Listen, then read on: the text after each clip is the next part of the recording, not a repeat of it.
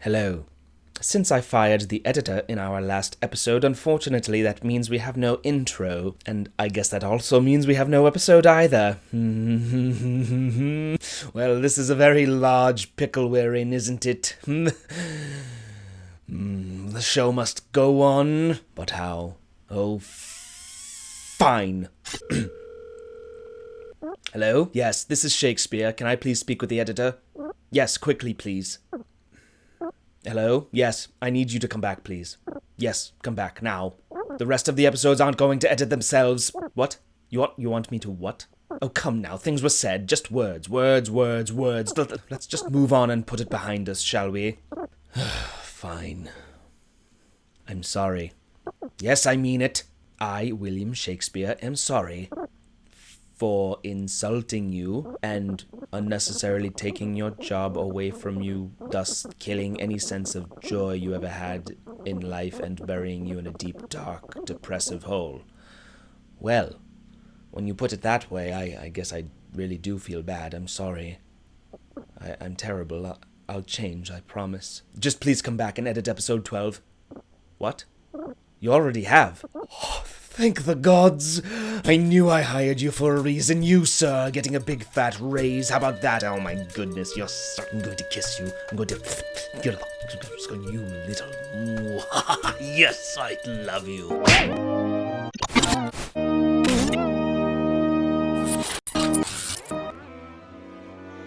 You are not well. Remain in here. We'll come to you from hunting. Mother, stay here. Are we not brothers? So man and man should be, but clay and clay differs in dignity, whose dust is both alike. I am very sick. Go you to hunting. I'll abide with him. So sick I am not, yet I am not well. So please you leave me, I'm not very sick. Pray you trust me here. I love thee. I have spoken. If it be a sin to say, I know not why I love this youth, but I have heard you say, love's reason without reason.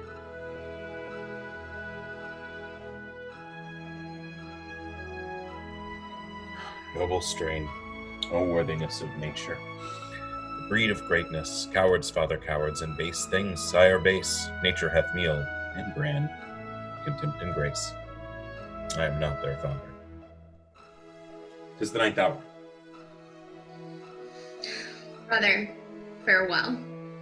Your health so please you, sir. These are kind creatures. Gods, what lies I've heard. Our courtiers say all savage, but at court. Experience, oh thou disprovest report. Oh, I'm sick still. Heart sick. Pisanio, I'll now taste of thy drug.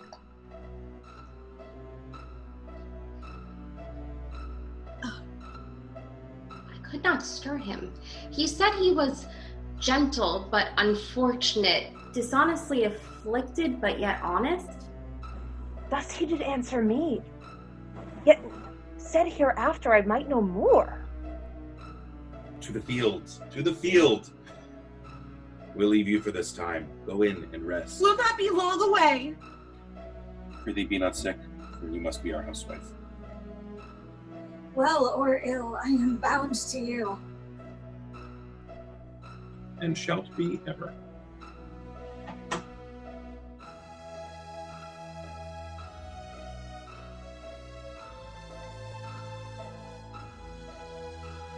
Youth, however distressed, appears to have had good ancestors. How angel-like he sings! Nobly he yokes the smiling with a sigh, as if the sigh was that it was for being such a smile. The smile, mocking the sigh, that it would fly from so divine a temple to commix with wind that sailors rail at. I do know that grief and patience rooted in them both mingle their spurs together. Grow patient, and let that sinking elder grief undo vines. It is a great morning. Come away.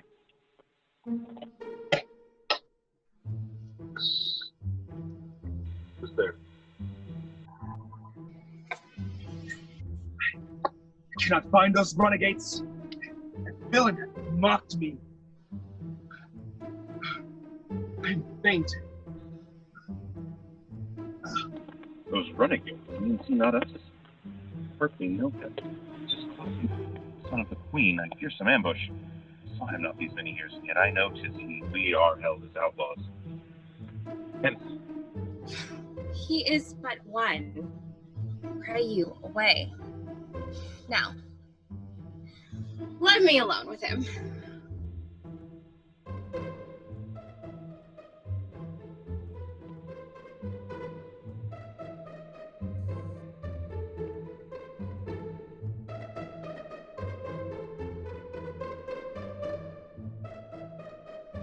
Soft! What are you that fly me thus?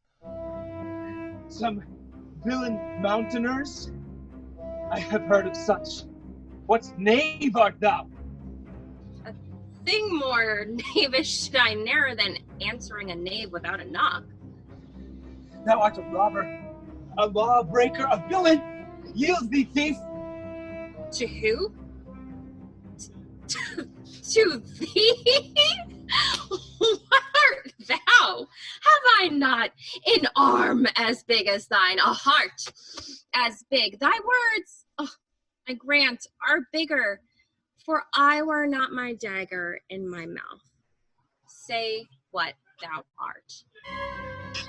Thou villain, base! Know'st me not by my clothes?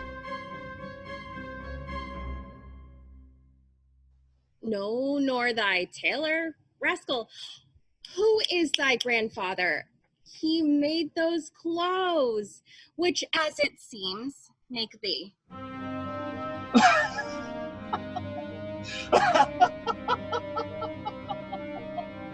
Oh, precious varlet! My tailor made them not. Hence, then, and thank the man that gave them thee. Thou art some fool. I am loath to beat thee. Thou injurious thief! Hear but my name and tremble. What's thy name? Cloten, thou villain. Cloten, thou double villain be thy name. I cannot tremble at it. Were it toad or adder, spider, 'twould move me sooner. To thy further fear, nay, to thy mere confusion, thou shalt know. I am son to the queen. I'm sorry for it, not seeming so worthy as thy birth.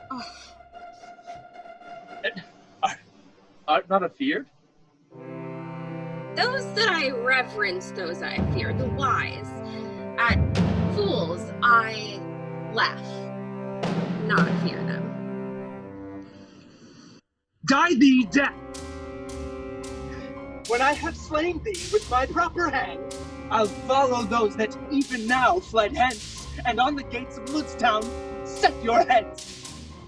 Yield, rustic mountaineer!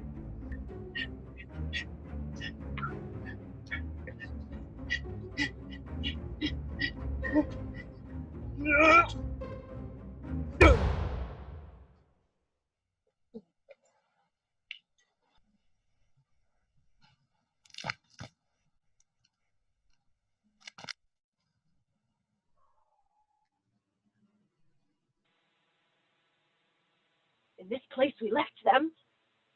I wish my brother made good time with him. You say he is so fell. Being scarce made up, I mean to man.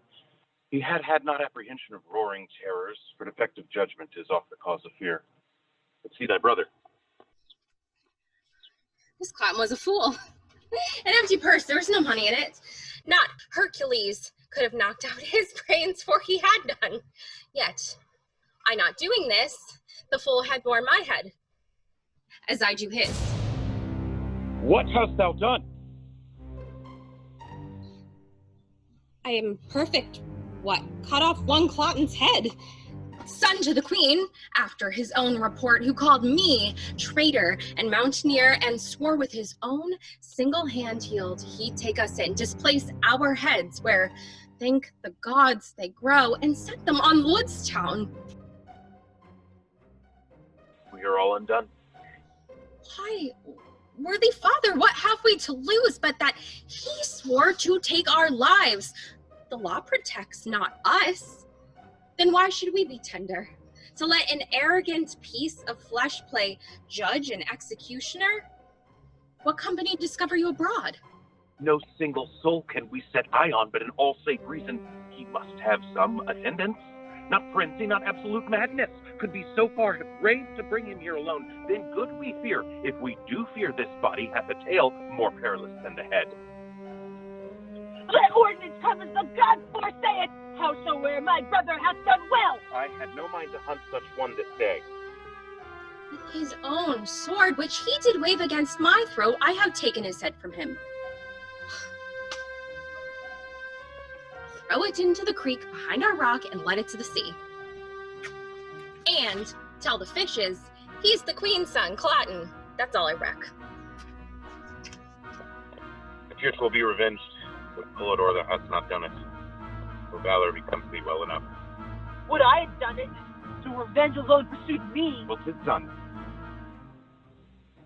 We'll hunt no more today, nor seek danger where there's no profit in it. I prithee to our rock. You and Fideli will play the cook. I'll stay till hasty Philidor returns and bid him up to dinner presently. Poor sweet Fideli. I'll willingly to him. Thou divine nature, thou thyself thou blazonst in these two princely boys. They are as gentle as zephyrs blowing below the violets, not wagging his sweet head. And yet as rough their royal blood in shape as the rudest wind, that by the top doth take the mountain pine and make him stoop to the vale. 'Tis wonder that an invisible instinct should frame them to royalty unlearned, honor untaught, civility not seen from other. Valor that widely grows in them, but yields a crop as if it had been sowed. Yet still it's strange what Cloten's being here to us portends, what his death will bring us.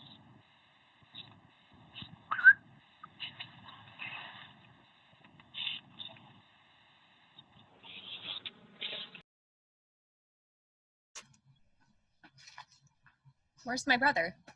I have sent Cloten's clot pole down the stream and embassy to his mother. His body's hostage for his return.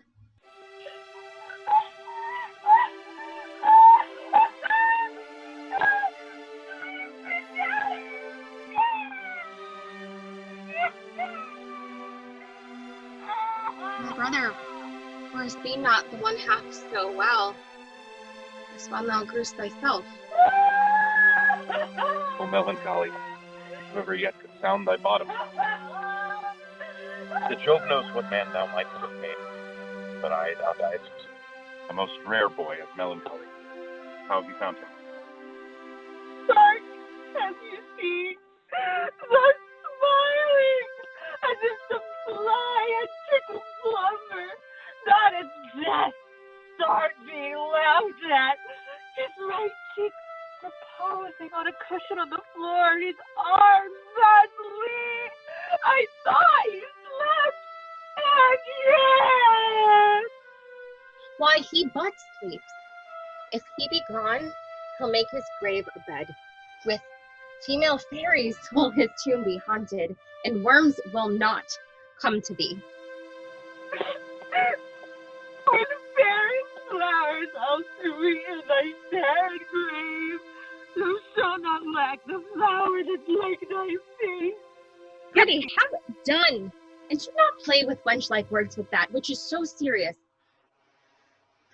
Let us bury him, and not protract with admiration what is now to debt. To the grave. Where shall we lay him? By good Europhile, our mother. Be it so, yet bury him as a prince. Pray you, fetch Cloten. Will, say our song the whilst brother begin. Fear no more the heat of the sun, or the furious winter's rages, though that worldly task has done. Home on gone, and take thy wages. Our love is young, our love is must, consigned to be and come to dust. No exercise or harm thee. No, no, no witchcraft charm thee. Ghost and they forbear thee. Nothing ill come near thee. Quiet consummation have, and none be thy grave.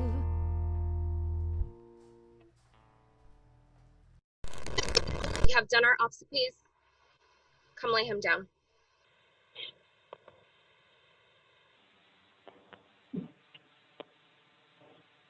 Here's a few flowers, of midnight more. Ground that gave them first hath them again. Their pleasures here are past, so are their pains.